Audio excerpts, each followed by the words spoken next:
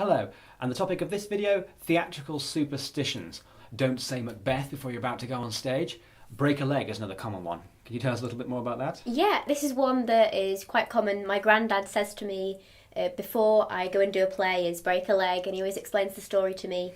And of course, this is just my opinion and my granddad's opinion. Everyone might be slightly different and not believe in it. But when they used to do a play and everyone would clap and cheer at the end, the curtains would open and close, kind of an encore with the characters and the cast bowing. And as this happened, a support holding the curtains called the leg would begin to weaken, and the more people clapped, the more they would open and close the curtains, and that would break the leg, which means that the audience really enjoyed the show. So I feel that kind of the aim of the show is to break the leg and make the audience feel so happy about watching it and be clapping so much that they've really appreciated it. What about you, James? Do you have any superstitions or ideas about anything? Well, just like with break a leg, there's a list as long as your arm as to where these superstitions have come from. Everybody likes to make up their own versions as to where they heard this story. One I'm going to talk about is don't whistle in the wings. The theory behind that one was that back in the days when you used to have hemp houses, which some of them are still around, theatres would often not keep a full staff to crew a show, to move things around, to fly things in and out from the hemp bars. They would hire in the local sailors, and sailors would bring in a lot of their trades, their skills, one of which was communication through whistling. They would whistle to each other, bring that sail in, tie up those ropes, I don't know sailing terms, but they would apply them to theatre. So the theory was you must not whistle in the wings in case you confuse the people on the fly tower and they accidentally drop a hemp bar on top of you. Drop something on someone. Which could easily injure someone or kill something. And I suppose it's just good communication. You don't interfere with other people's communication. Of course, most modern houses that are still using hemp don't use whistling, they use comms or something like that. But the superstition has stuck. Why do you think people use these kind of good luck rituals before they go on stage?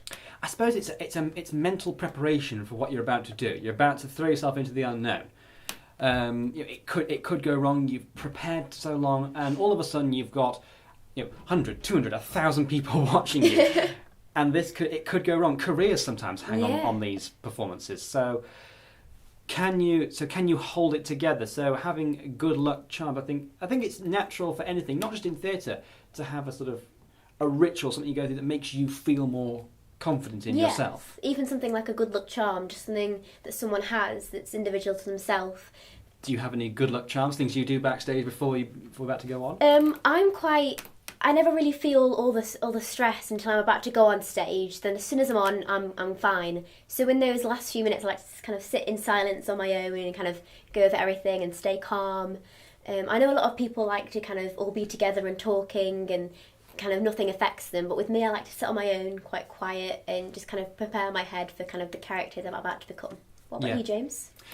I'm kind of like the same. The nerves will not hit me until about 15 seconds before you're about to walk on stage. It's probably the worst time for it to hit you, but you've got no time to think about it. You just go.